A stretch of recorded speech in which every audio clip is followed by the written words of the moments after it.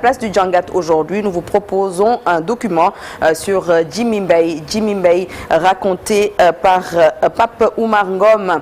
Ce sera tout à l'heure. Tout de suite, l'actualité internationale.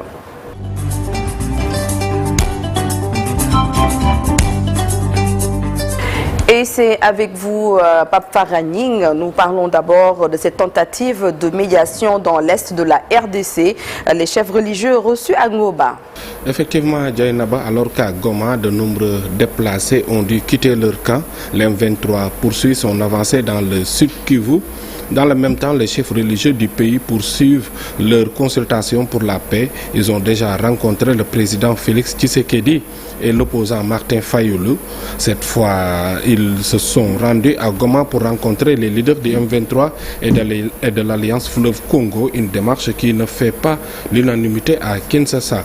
Pour lutter contre les viols de mineurs, Madagascar légalise la castration chirurgicale. Quelques 673 cas de viols sur mineurs ont été enregistrés à Madagascar en 2023 et au moins 4 viols signalés par jour pour le seul mois de janvier 2024, selon le ministère de la Justice.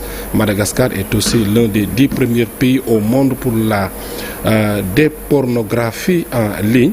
Pour s'attaquer à ce problème, l'État insulaire a légaliser la castration chirurgicale des violeurs d'enfants. Grenoble, une grenade a été jetée hier dans un bar associatif situé à Grenoble. Au moins 12 blessés sont à déplorer dans le quartier du village olympique de Grenoble, secoué par une violente explosion. Claude Kogan a été visé par le jet d'une grenade. Selon le procureur adjoint, aucune hypothèse n'est privilégiée et la piste terroriste a pour l'instant été écartée. Poursuivi le magistrat, un bilan provisoire fait état de 12 pour l'instant, 12 blessés et dont en urgence absolue. Parlons de la guerre Ukraine-Russie.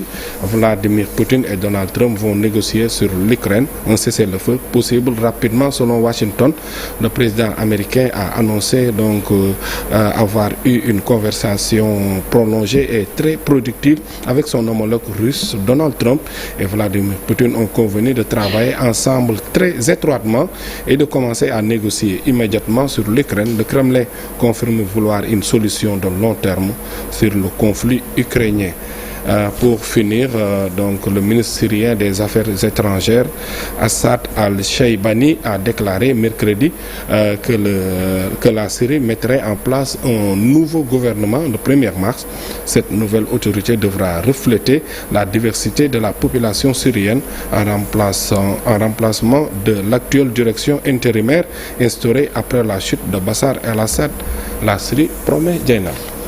Merci beaucoup, Pape Farah, pour l'actualité internationale. mbokk yi gërëmati leen bu baax ci ni ngeen àndee ak seen télévision Futur Média Info Matin, première matinale du Sénégal. On a l'habitude de le dire. ñu fas yéen leen gunge jukkil leen xibaar yi bu soobee borom bi ba 9h jàpp 9h30 bu soobee yàlla.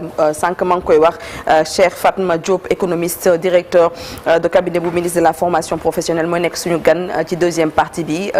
Ministre Moustapha Sarré moom mooy nekk invité bu RFM matin foofee ca RFM. tey dinañ leen proposer benn document bu am solo ci Jimmy Mbaye mi nga xamante ni Pape Oumar Ngom moo ñu ko nara kon daal di nettali un jour au Sénégal un jour dans le monde ci kanam lay doon waaye léegi Chérif boo noppee ñu ñëw ci li yéene kay xëy tey.